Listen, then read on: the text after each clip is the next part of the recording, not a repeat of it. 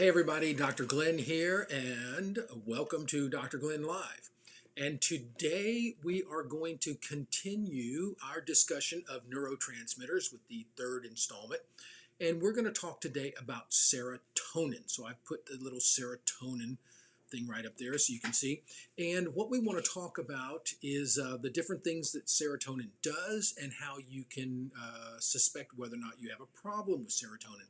So let's go over here, and what I'm going to do is got a list of possible things that can go wrong or symptoms that you can have if you are running a serotonin problem. So that could be the loss of pleasure in hobbies, feelings of inner rage and anger, feelings of depression. Depression is the big one that most people usually associate with serotonin.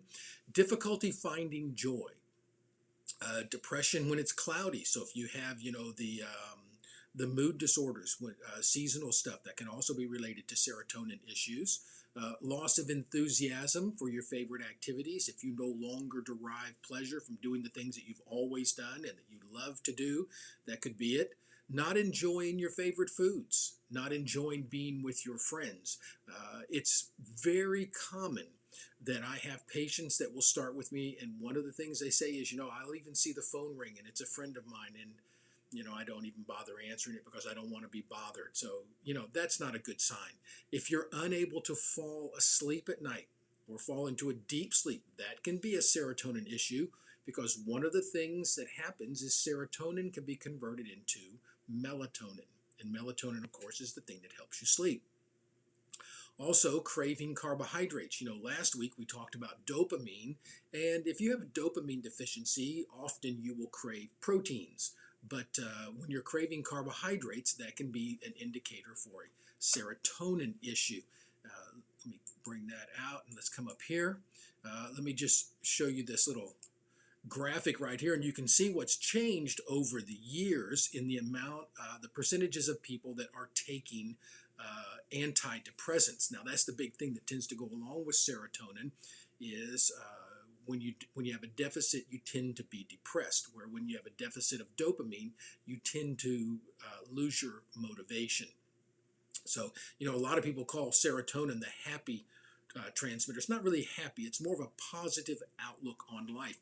And what you can see looking at this graphic right here is that from the late 80s, early 90s to the late 90s, early 2000s, and then 2011 to 2014, you can see a huge increase in the use of antidepressants, or in what we call serotonin reuptake inhibitors, especially in the 45 and 65 and over groups. That's just a huge increase. And what this really does is, if you realize that our food changed beginning in the early 90s. 1994 was the first year that genetically modified food was sold in the U.S. It was also about that time that they started spraying our crops with Roundup. And the significance of that is, I'm going to bring up another little graphic here. Let's take that down and let me show you something else. And that is that 95% of your serotonin is made in your gut. This is something, when I was in school back in the 80s, it wasn't that long ago, but when I was in school, we all thought that serotonin was made in the brain. It's a neurotransmitter. Of course, it's made in the brain. But actually what we know now is that 95% of your serotonin is made in your gut. Now, if you look at the increase, let's just go back to that for a second, and we'll bring that back up again. If you look at the increase in the use of antidepressants, you'll see that they really started to climb right in that era, right in the early 90s, when our food changed with genetically modified foods. And what that's done, it has destroyed our gut lining, and so we are now having trouble making serotonin in our gut. Now, something that I want to bring up, so before I forget it, is what we now know is that 93% of the output of a healthy thyroid is some stuff called T4. T4 is an inactive thyroid hormone. It does not work. It has to be turned into T3. Now, a significant portion, about 60% of that T4, is converted into T3 in your liver, and another 20% is converted into T3 in your gut. Now, that 20% in the gut's really important, so if your gut is not happy, you're not going to be making serotonin, and you're also not going to be converting thyroid hormone. But here is where the wrench gets thrown into the whole works, is that one of the cofactors that the liver has to have in order to effectively convert T4 into T3 is serotonin. So if your gut is messed up, you are almost guaranteed to have a thyroid problem. So what have they been doing to us for the last 20 plus years? Well, let's bring up another little statement here.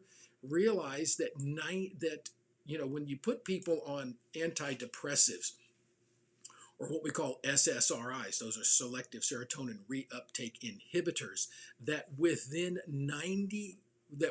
3 weeks of starting antidepressive medication, your naturally produced serotonin drops by 90%. All right, think about that for just a minute. If you start taking an antidepressive, your ability to produce serotonin drops 90%. This is why it is so unbelievably difficult to get off of antidepressives once you get on them. There are ways to get around this besides having to take the drugs, and lots of people are taking them. The first thing you do to resolve serotonin issues is you get the gut cleaned up. So let me show you a couple of other little things here. I'm working with my new Facebook Live thing where I can bring up graphics and things. We already looked at that one. Here's one of the things that you can do, and I'm going to show you a couple things that you can do to improve your serotonin production. But some of the building blocks for serotonin are things called L-tryptophan and 5-HTP. Now you can take those as supplements, and that is a great way to boost your serotonin production. And there are pros and cons to either one, but either one of them will do. The one thing that you do have to realize is that in order for tryptophan to be converted into 5-HTP, you have to have iron, magnesium, calcium, B6, and folate or B12. Now, one of the things that we see in a lot of our patients is iron deficiency because you're not able to absorb as well as you should in the gut. So you can take tryptophan, or you can take 5-HTP. 5-HTP is one step closer to serotonin. You do get into some difficulty with the blood-brain barrier, but that's a different topic for another time. In order for your 5-HTP to be converted into serotonin, you have to have vitamin C, B6, zinc, and magnesium. So thank you very much, Millie. One of the things that you have to realize here is that when you have gut issues and you are not able to convert, you're not making serotonin like you should, the probability is that you are also going to have difficulty in absorbing minerals. So you see, even if you want to take the supplements, it still comes back to a healthy gut. You've got to have the healthy gut so that you can absorb your things like your iron, your magnesium, your zinc, and these different vitamins and things like that. So somebody just asked, is there one vitamin? Not really one, but here's what I would say. If you want to boost your serotonin levels, make sure that your iron levels are good. Now you can take an iron supplement. Take a B complex so that you're not trying to juggle between the B6 and the folate and all of that. Make sure your zinc and your magnesium levels are up. All of these things are good. We do this for our patients. But you can get most of this stuff in a good multivitamin, and you can get L-tryptophan or 5-HTP in any good health food store kind of place like that. And we also have that stuff here in our office. So that's that. Now, a couple of things that I want to show you here. Here are some big deal breakers that's what I call them, big deal breakers for being able to produce serotonin in order for it to work properly. Number one is good brain health. You know, we're seeing a huge escalation of Alzheimer's and dementia lately, and a lot of that is because of GI problems causing inflammatory response. So we want to make sure we have good brain health. Stress will also inhibit production of serotonin. Blood sugar regulation. Blood sugar regulation is a huge issue in serotonin production because insulin, if your insulin is too high or too low, you can inhibit serotonin production, and also, of course, good gut health, because if the gut has to be healthy in order to be able to make the serotonin. Now, here are a few action steps that we can do. Let me get rid of that one. Some of the things that you can do that will help you in producing serotonin are good exercise. You know, you want to be getting out there 3 or 4 days a week and doing some good exercise, a little bit of anaerobic stuff, you know, like weights and things like that. That's really good. You want to make sure that you're eating plenty of protein, because you've got to get those amino acids and things. Those are the building blocks for serotonin and dopamine. Cut back on your sugary and inflammatory foods. In other words, carbohydrates.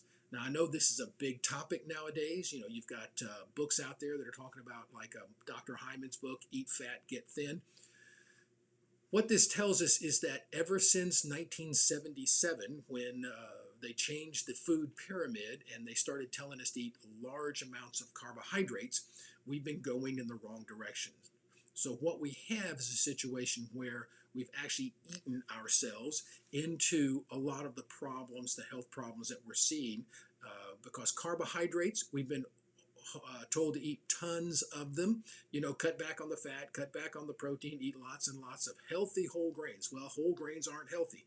They're inflammatory and they cause all kinds of problems. Now, if this is a topic that interests you, we have a questionnaire that we use in our office. It's a neurotransmitter assessment form. And if you would like to get a copy of that neurotransmitter assessment form, all you need to do is contact the office. You can call us at 703-303-8844, or just write to us at support at drgarlandglenn at gmail, or support at drgarlandglenn.com. Support at drgarlandglenn.com. And Lenine would be happy to send you a copy of our neurotransmitter assessment form, and just fill that out, and I can send you a key for that as well, and you can see if you're having any issues with your neurotransmitters. So somebody asked a question and it went away. Millie, you asked me a question. Where'd it go? Let me see if I can. Oh, what about? I wouldn't want to get into doing the lithium, and because that is a two-edged sword. You know, really the very best way to balance your mood and your neurotransmitters is by getting a good, healthy gut, because that is where so much of this stuff is made. And when you do that, the inflammation levels drop down, your blood sugar starts regulating better, and you start to produce this stuff better. Also, don't forget, even if you're taking an antidepressive or some other kind of supplement, but you're not making serotonin like you're supposed to, then you're still likely to have a thyroid problem. So this will be up on the Facebook. You can, if you want to come back and watch it again later. Also, if you want to get that neurotransmitter assessment form, just get a hold of Lenine, 703-303-8844. She will be happy to send you one. And next week, we're going to come back and we're going to talk about things called catecholamines, and those are the neurotransmitters that are made by your adrenal glands. And adrenal glands are a big topic nowadays because adrenal fatigue is just, we see it all the time. Also, if you would like for me to address a particular topic, I've got several that I'm thinking of. I read an article today about soy, and we're going to do one of these on soy coming up soon. Read some new stuff about gluten over the weekend, and we're going to do one about gluten coming up. If there's a topic you would like for me to address when we're finished with our neurotransmitter series, we got a couple more to go in that, then please write to me at drglennlive@gmail.com. drglennlive@gmail.com, and I will be happy to look at any topics that you've got ideas about, and we'll do a Facebook Live on them and see if we can answer some questions. So I hope you're having a great day today, and thanks for tuning in, and I'll see you next Tuesday.